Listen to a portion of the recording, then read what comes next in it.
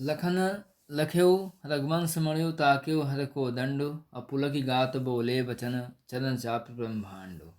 यहाँ पे जो है लखन लखेउ, इधर जब लक्ष्मण जी ने देखा कि रघुकुल मणि श्री राम जी ने शिव जी के धनुष की ओर उसका खंडन करने की दृष्टि से देखा है, तो उनका शरीर आनंद से पुलकित हो उठा और शिव धनुष के खंडन से ब्रह्मांड में उथल पुथल न हो, इसलिए उन्होंने अपने चरणों से इस पृथ्वी को अपने चरणों से दबाकर इस प्रकार के वचन बोले। कहते हैं कि लखन लख्यो रघुवंश मणि ताक्यो हर को दंड, अपुलक गात बोले वचन, चरण चाप ब्रह्मांड। कहते हैं ऐसे ही जब इस लक्ष्मण जी ने देखा कि रघुवंश मणि श्री राम शिव जी के धनुष को तोड़ना चाहते हैं, वो उधर जो है खंडन करने की दृष्टि से देख रहे हैं, तो पुलकिगात उनका शरीर जो है पुलकित हो गया और वह उनका शरीर आनंद से पुलकित हो उठा।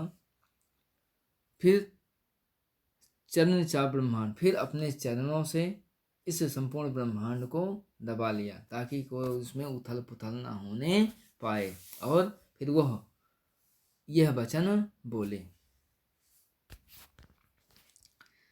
दिस कुंजरहु कमठ अहिकोला, धरम धरन धन धीर न डोला। यहाँ पे कहते हैं कि हे दिग्गजों, हे कच्छप, हे शेषनाग, हे वाराह, आप सब धैर्य धारण कहते हुए पृथ्वी को दृढ़ता से थामे रखो। रामय राम चाहे शंकर धन तोरा। कहते हैं जिससे धनुष भंग होने पर यह तनिक भी न हिलने डुलने पाए। अब श्री राम शिव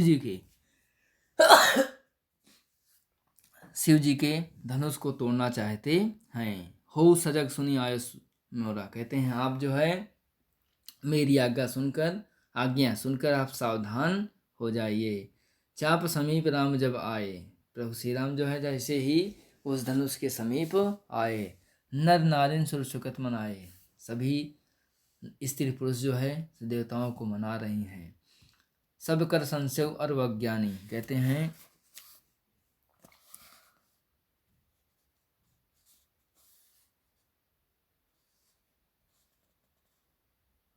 सभी लोगों को जो यह संदेह और अज्ञान है, मंदमहीपन कर अभिमानु। कहते हैं और जो नीच राजाओं को भी यही अभिमान है। भृगुपति केरी गर्भ गरुआई।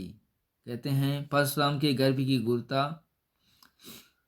सुर मुनि वरन केरी कतराई।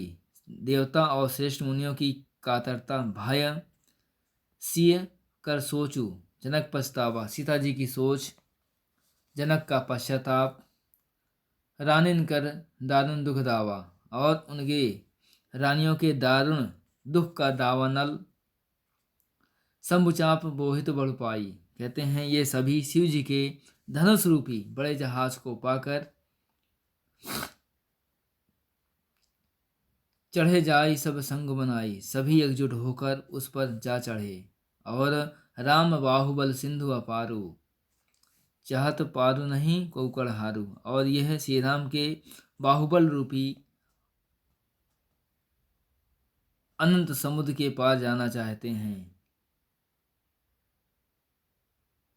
परंतु इनके पास कोई केवट नहीं है।